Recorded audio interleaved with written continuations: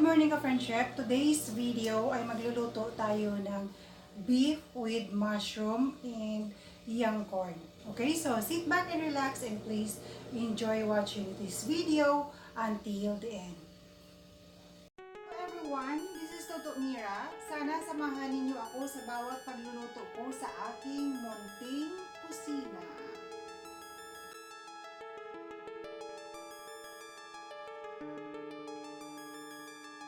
Okay, we have here the ingredients. We have here 300 grams beef, 230 grams young corn. Ka-friendship, kung meron kayong kernel corn, pwede nyo siyang gamitin. Yung sa akin, mas gusto ko yung young corn. So, I use young corn. Okay, we have here 115 grams mushroom, 6 cloves garlic, 1 piece onion, 1 piece tomato. Meron tayo ditong 2 pieces calamansi. And then we have here 70 grams cream of mushroom. Of course, gagamit tayo ng cooking oil. And then salt and pepper. Okay, so ka-friendship, let's do the rock and roll.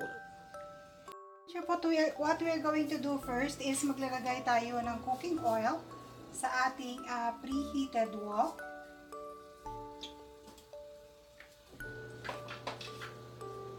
And then saute natin yung garlic.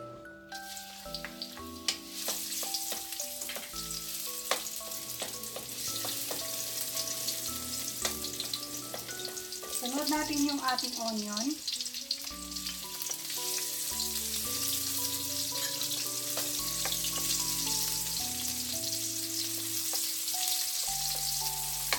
Saka yung ating kamatis.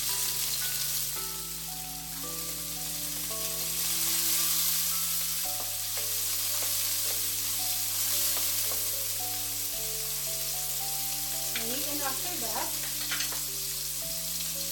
dagdag na rin natin yung ating beef.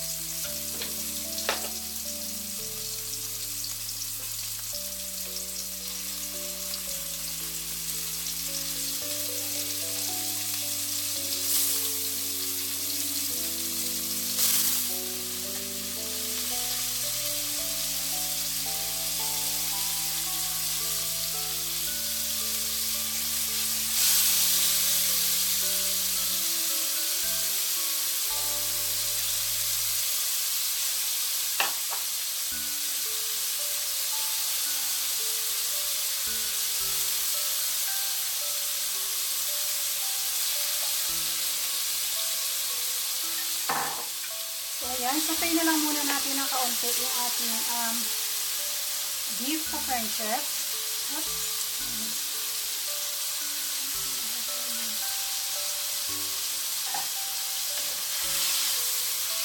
Ayan. So, at this point, pwede tayong magdagdag ng konting salt.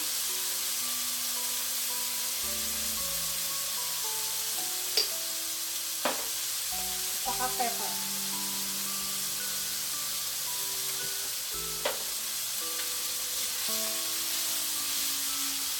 So, hayaan na lang muna natin yung ating beef dyan ka-friendship hanggang maprito siya. So, let's go back later. Ka-friendship, pwede na tayong magdagdag ng tubig. Boiling the better. So, dagdagan natin siya ng tubig just to make sure na maluto yung ating beef. Okay? So, hayaan na lang muna natin siya dyan ka-friendship. Balikan natin siya if luto na yung or malambot na yung ating beef. Ayan ka-friendship, malambot na yung ating beef. So, what we're going to do next is idagdag natin yung ating cream of mushroom. So, ayan siya. Tinuna ko lang siya sa tubig.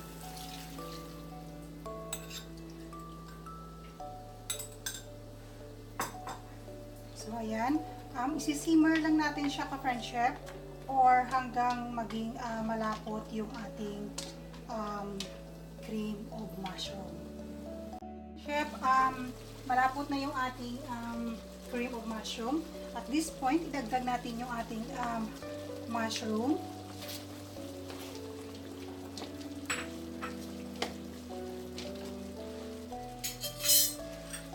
At saka yung ating young corn.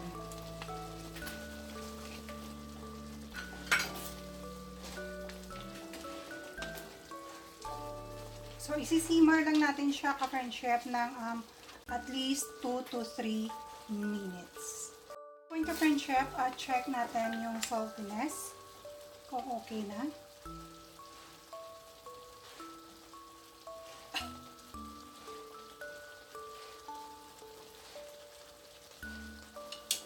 So, ayan, okay na siya, ka-French chef. At this point, mag-squeeze tayo ng 2 pieces calamansi to enhance the flavor of our beef with mushroom in young corn.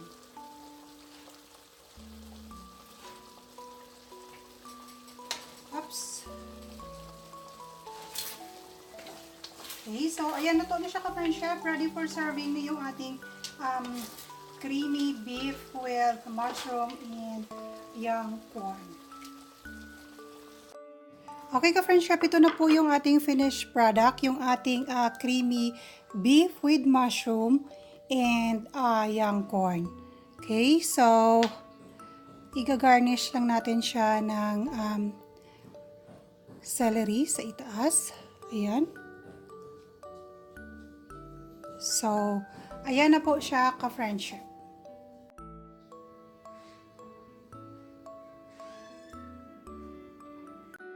Sana nagustuhan ninyo ang dish natin sa araw na ito. Kindly hit that like and share button, and to those who are new to my channel, please do hit that subscribe button and kindly include the notification bell. And every single comment is highly appreciated. Okay, once again, this is Toto Mira at your service. Always remember that wherever you go, no matter what the weather, always bring your own sunshine. Okay, thank you very much for watching. See you on my next video. God bless us all. Bye-bye!